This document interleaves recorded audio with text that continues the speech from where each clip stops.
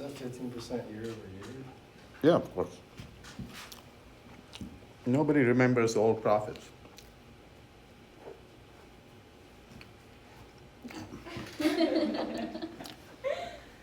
I ruined my. At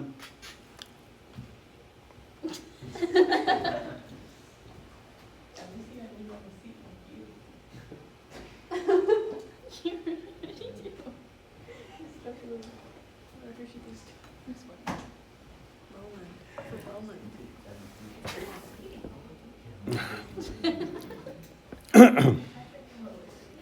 Okay, what net charge would you place on a 100-gram piece of sulfur if you put an extra electron on every trillionth of its atom? Okay, so now let's find out how many sulfur atoms there are in the 100-gram piece of sulfur. Where's sulfur? Okay, sulfur's atomic number is 16.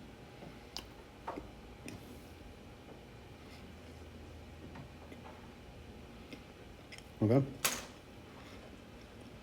And its mass number is 32.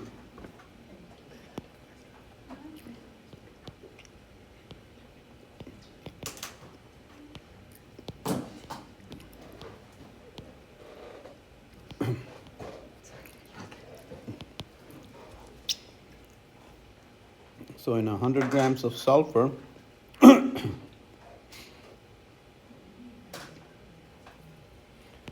this number is showing up all the time. You have that many moles. And how many sulfur atoms do you have? How many sulfur atoms do you have? 10 to the 28. That's your favorite number. Times Avogadro's number. Oh, Okay.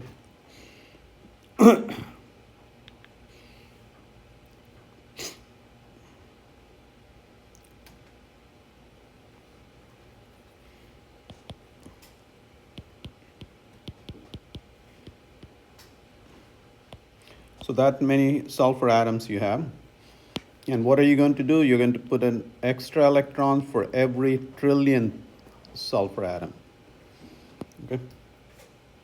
So the charge is going to be 1.9 into 10 to the 24 divided by 10 to the 12. That's how many electrons you're going to put. And the charge of each electron is that much.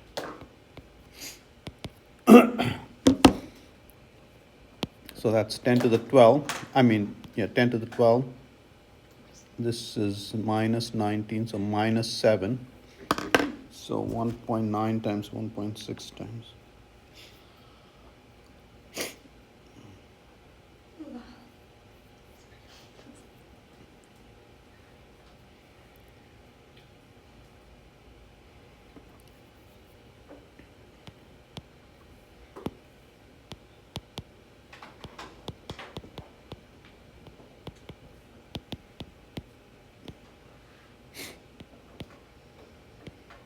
Microcoulombs.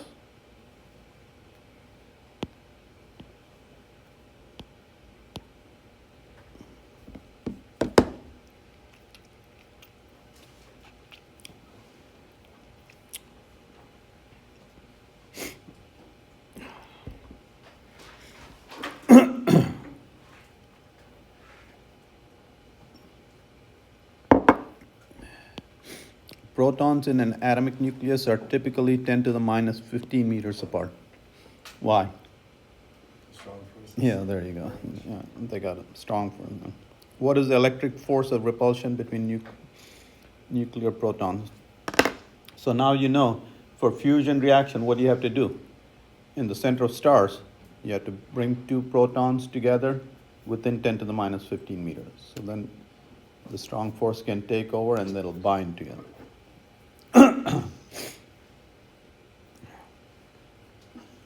What's the electric force of repulsion between the nuclear protons? The force is kq squared divided by r squared.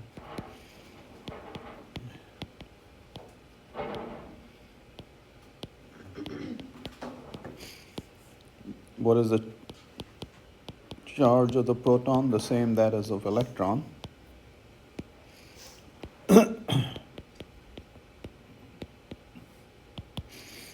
All right, so here's a case where you want to take your powers of 10. First, that's minus 38, and then minus 30. So you get minus 8 plus 9, 1. So this is 90 times 1.6 squared.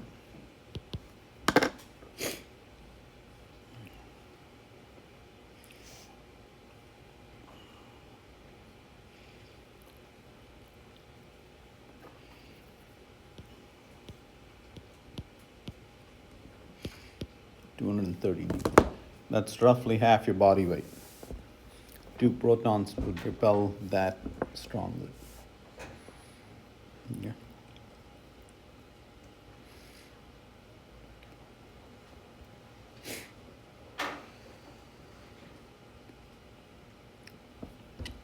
If the strong force was not holding them together, they would fly apart almost at the speed of light.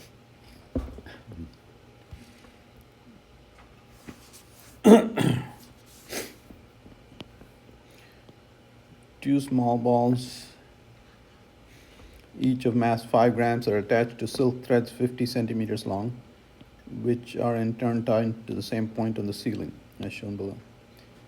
When the balls are given the same charge Q, the threads hang at 5 degrees.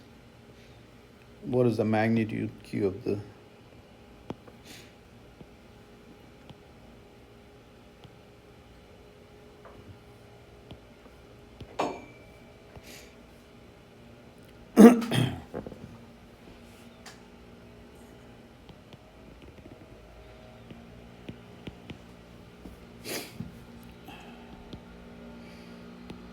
Okay, so here are the 3 forces that are in equilibrium: the tension in the string, the repulsive force, and the weight. This is half a meter. Okay, this repulsive force depends on this distance, so we have to find that distance. Okay, so this is L. Tan of phi would be R over 2 divided by L.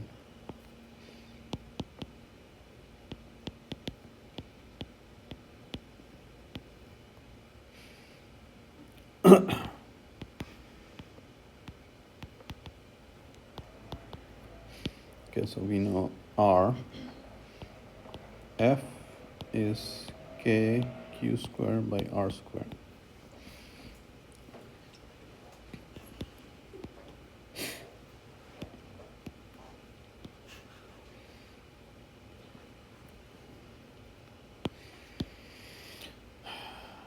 All right, so what is it that we want to find? We want to find Q. Okay, so in this diagram, that is 5 degrees. So this component of the tension is balancing that, and that component of the tension is balancing this force.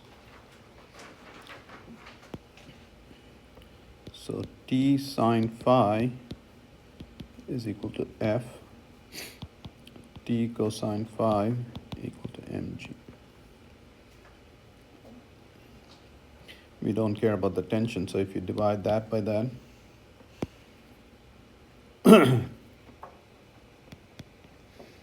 tan phi is F over mg.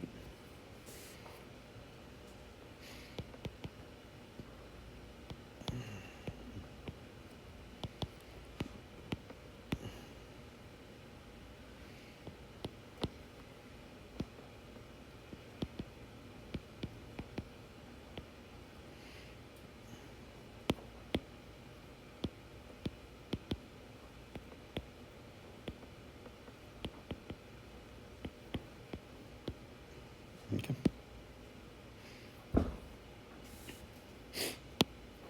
You know R. R is that. You know L. You know M, 5 grams. You know G, you know that. So you can calculate Q. Okay.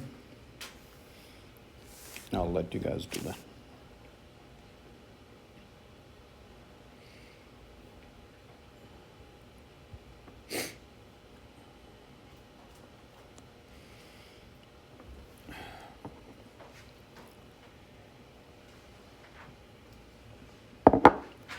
On a clear day, the atmospheric electric field points downward and has a magnitude of 100 Newton per Coulomb.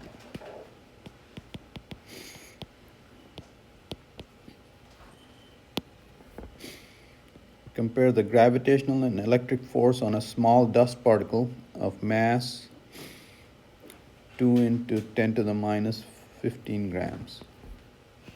So here's a dust particle. So, and this is carrying a single negative charge, so the force on the dust particle is E times E.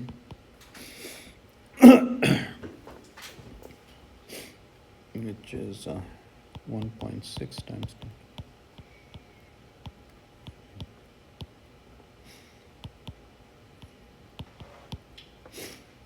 So the electrostatic force on it is 1.6 into 10 minus 17 newtons.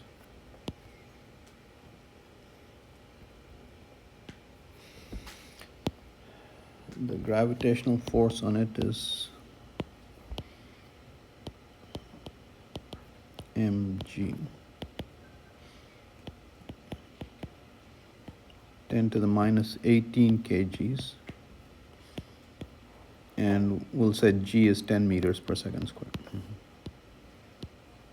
2 into 10 to the minus 17.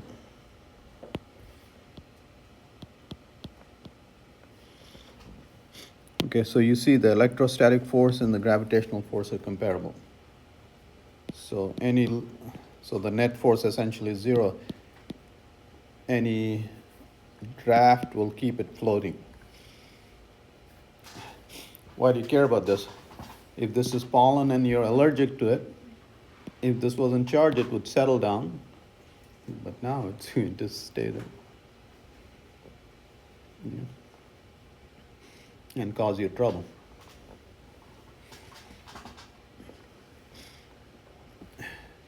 So this was greater than that, so it'll accelerate downward. And of course, the acceleration will be less than g. Okay. Here's a quick way to figure it out.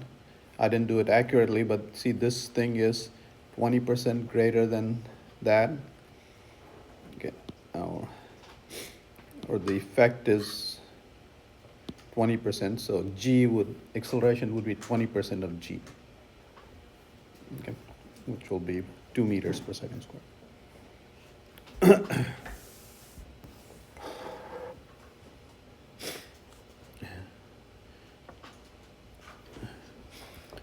We are the lightning capital of the world on land, Florida.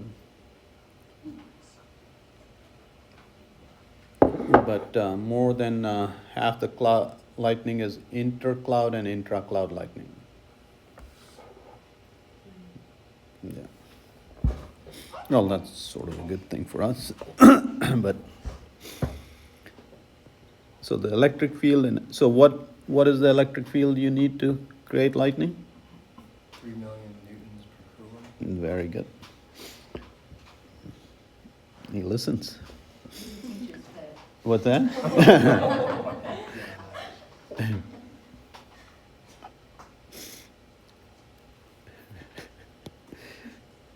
I was going to say something, but I'm not.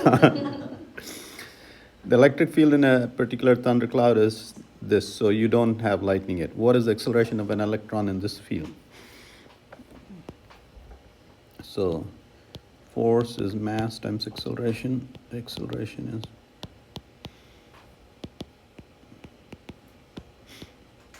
and that's the mass of the electron.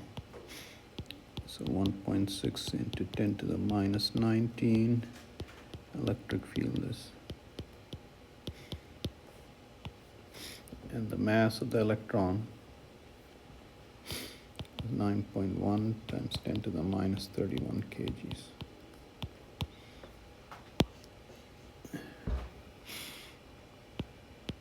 And that's 10 to the 12. And 10 to the 17.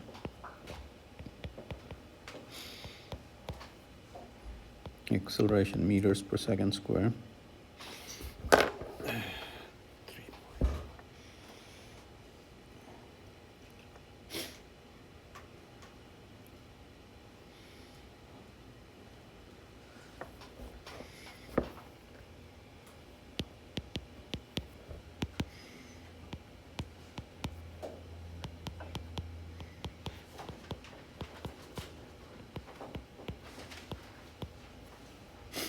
Okay, so one of them I borrowed there, and then 10 to the 15.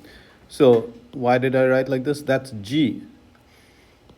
The acceleration of the electron is 3,000 trillion times g.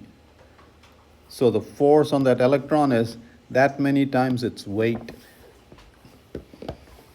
3 trillion times it, 3,000 trillion times its weight.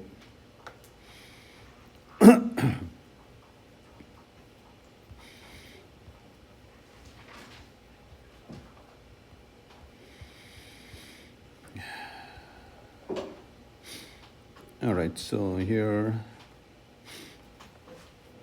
a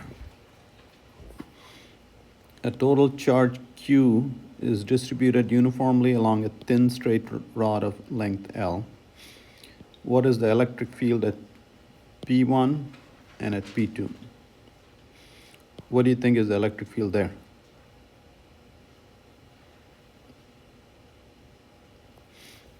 The field due to a point charge is KQ by R squared. Okay, so here's what you do for these kinds of problems. So what would you do is you break this up into little pieces like this. This guy produces an electric field in that direction, and the corresponding point produces a field in the opposite direction.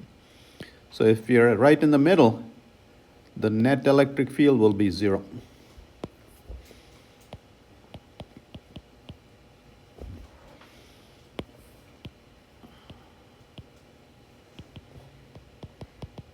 Okay. So now it's a matter of finding the electric field at this point. So we'll have to set up an integral. Okay.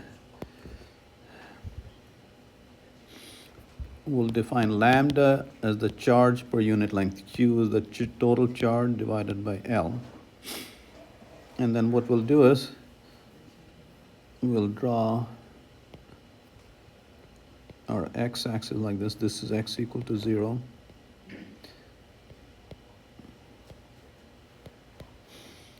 dx, and at a distance x.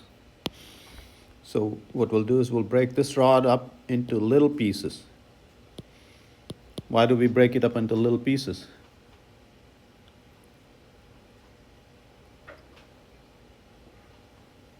Why do you break it up into little pieces? Is the field like different at each piece? You know how to calculate the field at any point due to a point charge. So you're breaking it up into point charges. Here's a point charge. You can calculate the field due to this point charge at that point, and then add up the field due to all the pieces. Integrals you can do. That's the point. Okay. For those last two questions, Mhm. when you were talking about G, were you rounding up from 9.8? Yeah, Okay, yeah. I was being lazy. fair enough. Okay, so the field due to this point charge there is this charge divided by this distance squared. So dE, the field due to that little piece, is K dQ divided by R squared. What is R square?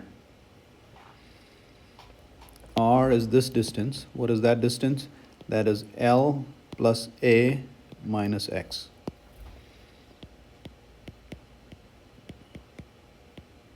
Squared. right, well, we want to write dq in terms of x. Well, what is the charge of that little piece? dq is, see, this is the charge per unit length. And what is the size of that thing? dx. So dq is q over L dx. So now dE is equal to k L plus A minus x squared q over L dx.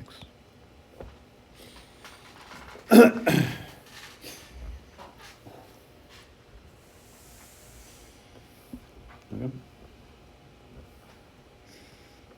I'm going to write this again.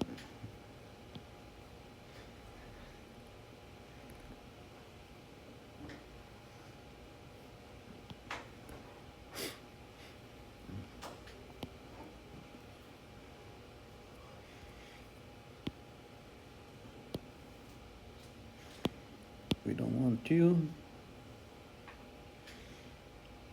And what we're going to do is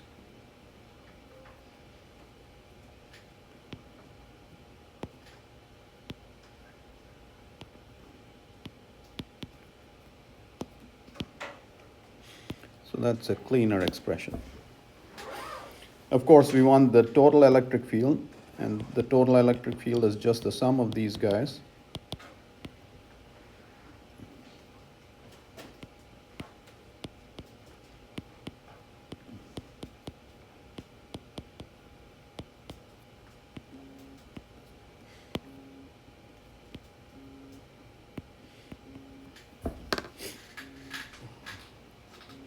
So we've set up the integral.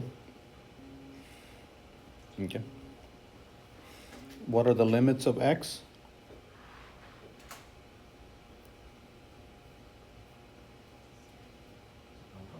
Hmm? 0 to the length of the rod. Yeah, 0 to L. Very good.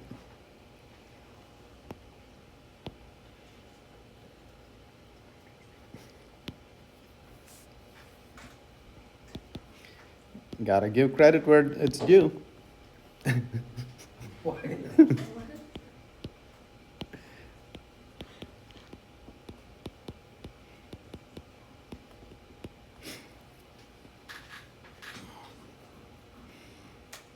All right. And you can see that the integral of this is just 1 over L plus A minus x.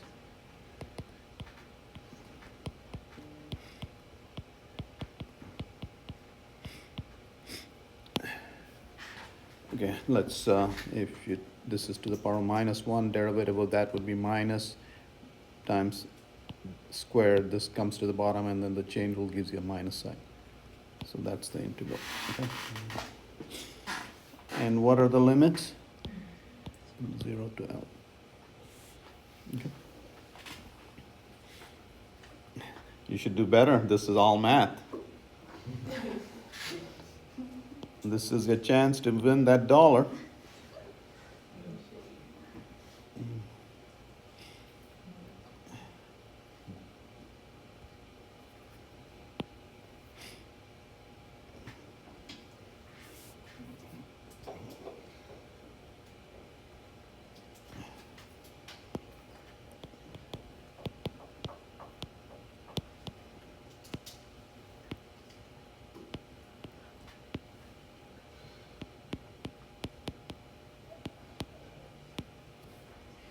Let's simplify this. L plus A minus A L. So that L will cancel with this L. KQ.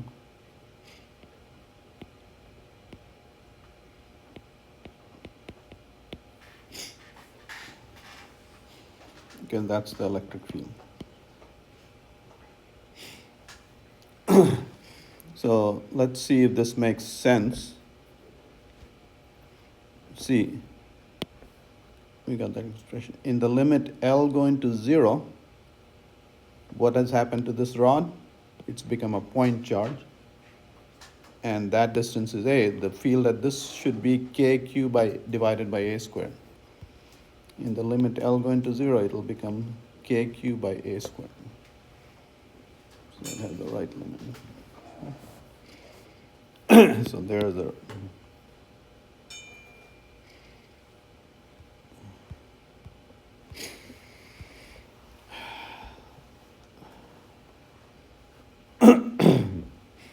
so again, remember the electric field was K dq over r square r hat. This was the general expression, and what we're doing is showing you how to do this integral in very limited cases. We showed you how to do this integral. This integral in general is impossible to do, but we showed you how to do this integral for this case, okay? And now we're going to show you how to do this integral when you bend that rod into the arc of a semicircle. We can do the integral at the center of the circle. If you wanted to do this integral there, good luck. Okay, only at that point. Okay, in fact, you can probably do the integral along this axial point, but we're going to keep it simple. We're going to do it right there. That'll be the simplest point to do. These points get harder. These points are impossible. Okay. All right, so let's do the, what is it that you know? You know how to calculate the field of a point charge. So if you are not encountering a point charge, what is it that you do? Huh?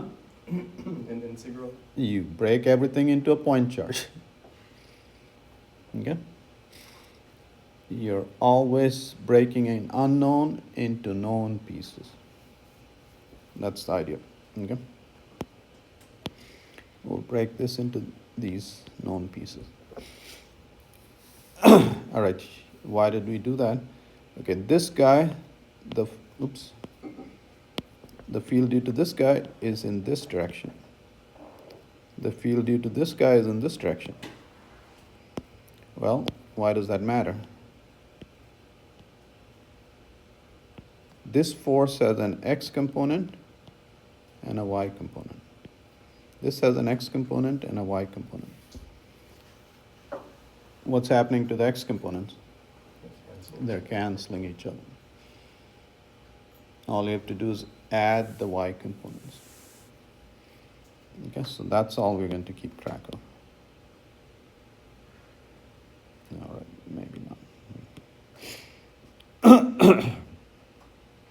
So what I'm going to do is I'm going to draw my x-axis this way and y-axis this way.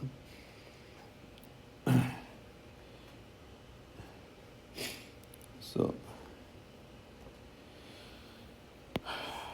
dE, this will be dE, is k dq 2 times k dq, because the field, the y component from this guy, that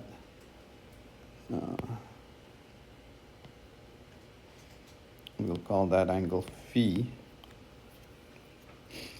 and this angle will be phi, so that will be cosine phi, and 2 from, because y component of this guy and y component of that guy, there's the 2. And what is the distance? R squared. That's constant. So as this thing is changing, what is changing?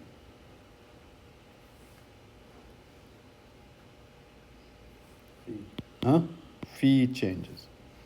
So the integral will be over phi, or an angle. All right. What is dq? dq is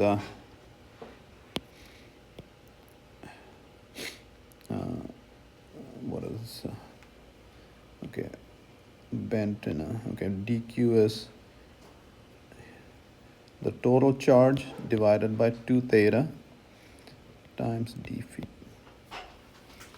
Okay, that's the fractional charge of this angle. dq is that angle. dq q divided by the total angle. Okay. All right, so DE is 2K Q over 2 theta R square D phi cosine phi.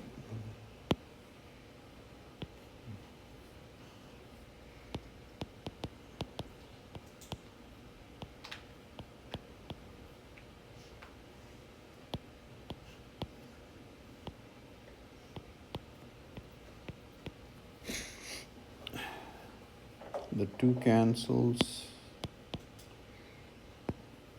so DE is KQ over R square theta cosine phi D phi.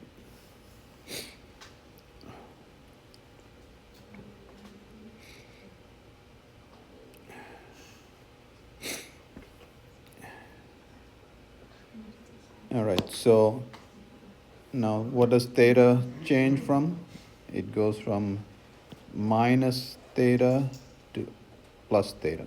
Okay. P changes from minus theta to plus theta. So E equal to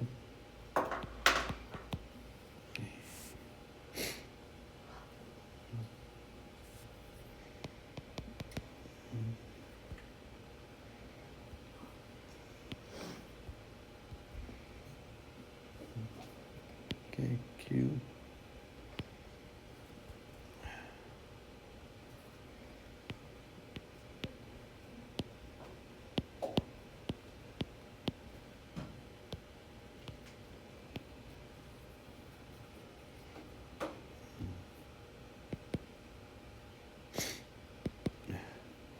integral of cosine phi is minus sine phi.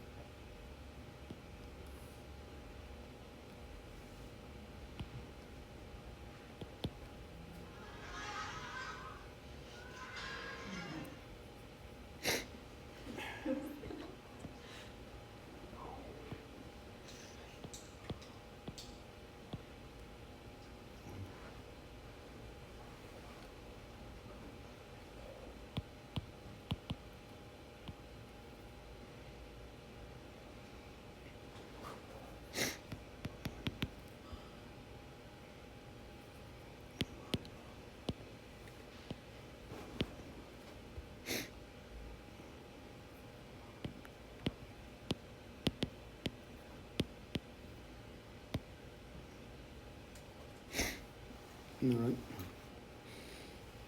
So let's see if this expression makes sense. The negative sign, actually, where did we end up?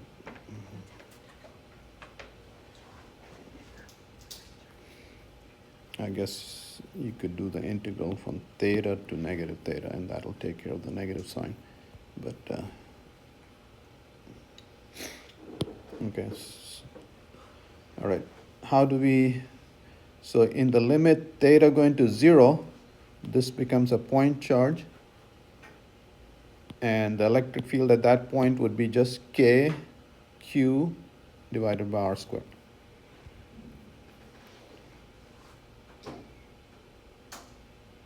I got an extra factor of 2. Sine theta divided by theta in the limit theta going to 0 is 1. KQ by R squared. This guy is bothering me. Where did I make a mistake?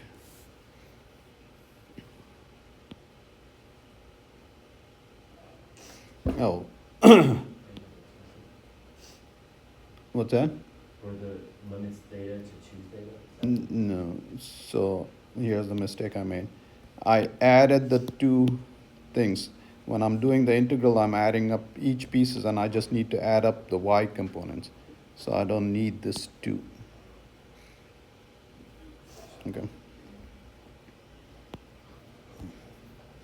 So I don't need the 2. KQ.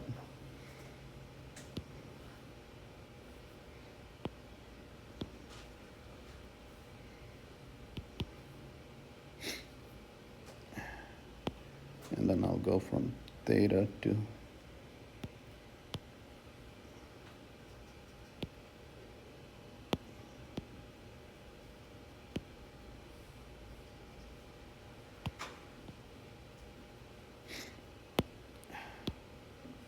so I made a few changes, but